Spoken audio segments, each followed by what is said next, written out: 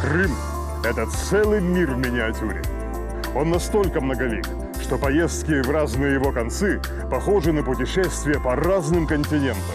Я беру свою фотокамеру и отправляюсь в долгие прогулки по полуострову для того, чтобы самому увидеть все его исторические памятники и запечатлеть их поразительное многообразие. Этими впечатлениями хочется поделиться с каждым.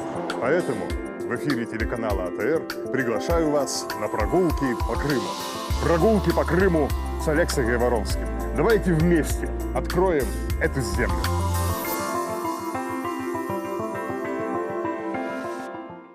Степи Керченского полуострова.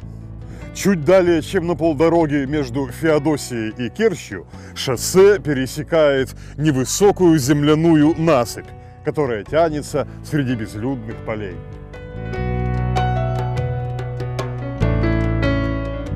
В наши дни эта насыпь едва различима на местности, но в древности, свыше 2000 лет назад, это был высокий земляной вал с рвом, который преграждал Керченский полуостров от Черноморского побережья до Азовского. Этот вал служил границей, за которой начиналась территория Боспорского царства. Подобных валов на Керченском полуострове насчитывается целых 3. Они показывают, как расширялась с востока на запад территория Боспорской державы. Что же представляло из себя это государство? Древние греки присвоили 2 узким проливам на противоположных концах нынешнего Черного моря одинаковое название – Босфор, то есть Бычий брод. Первый из них, отделяющий Черное море от Мраморного, до сих пор носит в европейских языках это древнегреческое имя, а второй Босфор, который именовали также Боспором Киммерийским, в наше время называется Керченским проливом. На берегах этого пролива и возникло Боспорское царство, древняя держава, речь о которой пойдет в сегодняшней нашей прогулке.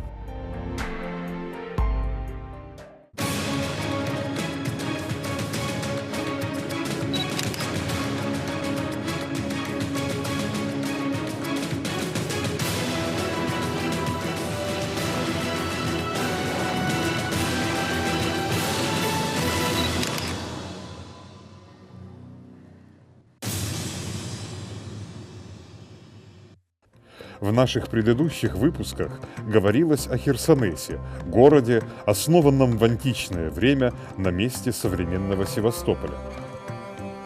Весьма схожие на первый взгляд руины сохранились и на восточном краю полуострова, в Керчи. Здесь, среди развалин, тоже возвышаются колонны и петляют лабиринты узких улиц. Это остатки города Пантикопей. Его основателями тоже были древние греки, что бежали сюда от голода и от опустошительных войн с персами. Пантикопей располагался на высоком холме. На самой вершине высился храм Аполлона, а вниз по склону разбегались многочисленные городские постройки.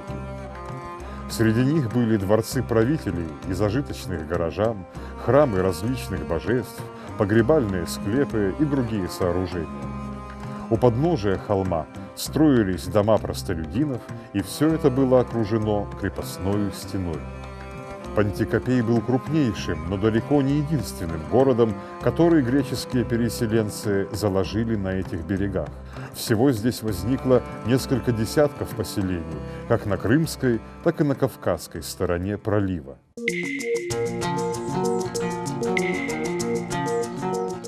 Одним из таких малых городов являлся, например, Нимфей, чьи развалины расположены к югу от Керчи. Помимо Нимфея, с Пантикопеем соседствовали и другие города – Тиритака, Мирмекии и прочие. Все эти расположенные у Боспора Киммерийского города были объединены под главенством Пантикопея в единое государство – Боспорское царство. В Пантикопее и в подвластных ему городах процветали торговля и ремесла. Археологическими раскопками здесь обнаружено много прекрасных образцов античной керамики, скульптуры, обработки металла и других изделий. И основой для всего этого богатства и благосостояния была прежде всего торговля зерном. На холмистых просторах Керченского полуострова греки нашли то, чего им так не хватало в каменистых горах Родины – обширные плодородные поля, где можно было выращивать зерно, и здесь его производили в огромных количествах. Боспор в полном смысле слова стал хлебной житницей для Греции. В главном греческом городе, Афинах, правителям Пантикопея даже ставили бронзовые статуи в благодарность за щедрые поставки хлеба. Словом, история основания и жизнь Боспора были во многом схожи с жизнью Херсонеса, но при всем этом между античными городами на западе и на востоке полуострова существовала и серьезная разница. Если в Херсонесе высшая власть принадлежала народному собранию, и граждане города очень гордились своими демократическими традициями, то жизнью Боспора распоряжались цари, передававшие власть по наследству своим сыновьям. Представить что-либо подобное в Херсонесе было бы невозможно, зато такой же порядок управления был знаком и соседней Скифии, которую также правили царские династии. У боспорских правителей и вельмож было принято заключать браки со знатными женщинами из местных народов – скифов, сарматов, а также синдов, что населяли Кавказский берег. Неудивительно, что традиции этих народов постепенно проникали в боспорский быт. А теперь я хочу показать вам удивительное сооружение, единственное в своем роде и в Крыму, и в сопредельных странах. Это курган, в котором, как считают археологи, в IV веке до нашей эры был похоронен боспорский царь Левкон, первый Спартакид.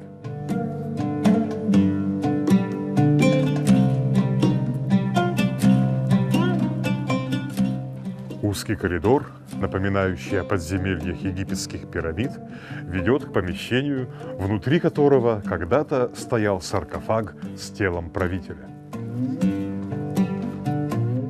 У древних греков не было принято хоронить людей в курганах, и этот обычай наверняка был позаимствован боспорцами у соседей скифов.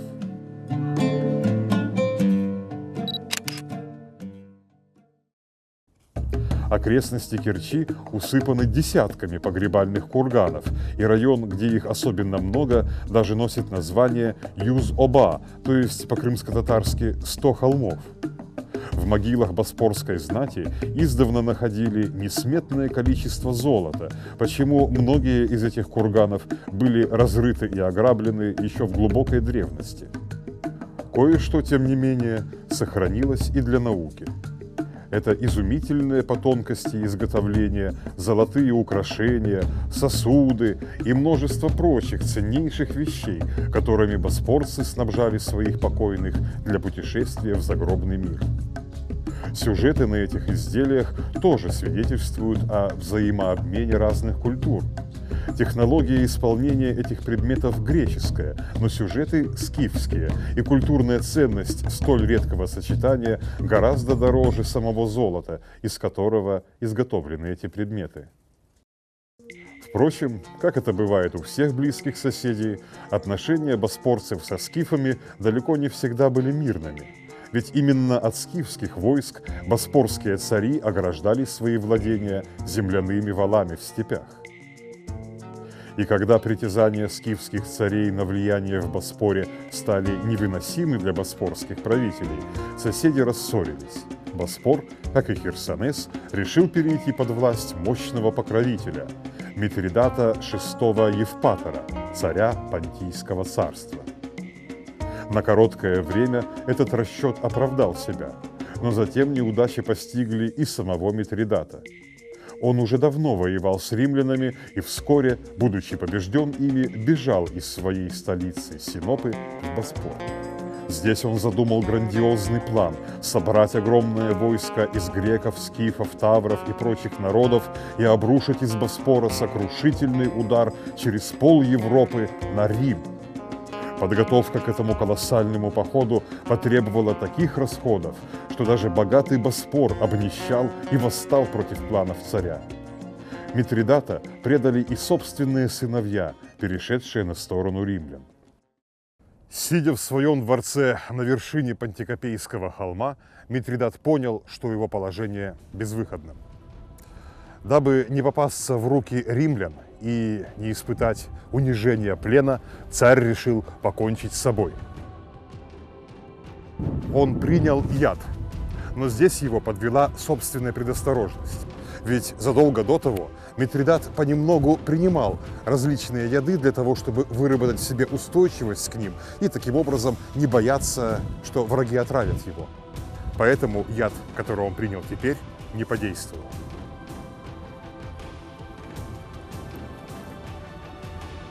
Тогда царь призвал к себе одного из своих командиров и повелел, чтобы тот убил его мечом. Приказ был выполнен, и жизнь знаменитого правителя оборвалась. Римляне поставили царем над Боспором Фарнака, сына Митридата. Видимо, тот впоследствии раскаялся в своем предательстве по отношению к отцу и попытался завершить дело Митридата, вновь подняв войну против Рима. Но его соперником на поле боя оказался не кто-нибудь, а гениальный полководец Юлий Цезарь. Свою победу над Фарнаком возле нынешнего города Зиле в Турции он описал всего лишь в 3 латинских словах «Вени, види, вити», то есть «пришел, увидел, победил». В эпоху римского владычества культурная сокровищница Боспора пополнилась еще одним новым веянием – художественной росписью стен. Стенной живописью в Пантикопее украшались и богатые жилые дома, но до наших дней дошли лишь изображения из подземных погребальных склепов. Самый известный и талантливый образец боспорских росписей – это выразительный лик Деметры, богини плодородия, той самой, которая, как верили боспорцы, обеспечивала изобилие их урожаев. А еще один интересный сюжет найден на стенах склепа некоего Анефистерия, умершего в 1 веке нашей эры. Тут изображена походная юрта, кони, всадники с плетями в руках, воины в остроконечных шлемах. Вероятно, тут нарисован лагерь и войско скифов либо сарматов. В Крыму известно очень мало изображений древних народов, и тем больше ценность подобных изображений. Как и всякому другому земному государству, Боспорскому царству тоже пришел свой конец. Это произошло в эпоху великого переселения народов, под напором которого примерно в те же времена не устоял даже сам Рим. В V веке Боспор оказался на пути гуннов, которые пытались обрести свое место на европейском континенте.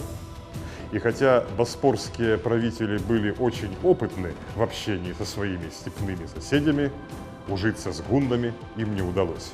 В войне с ними Боспор был разгромлен, разрушен, и на его развалинах начал заново отстраиваться новый, уже средневековый город – будущая Керчь.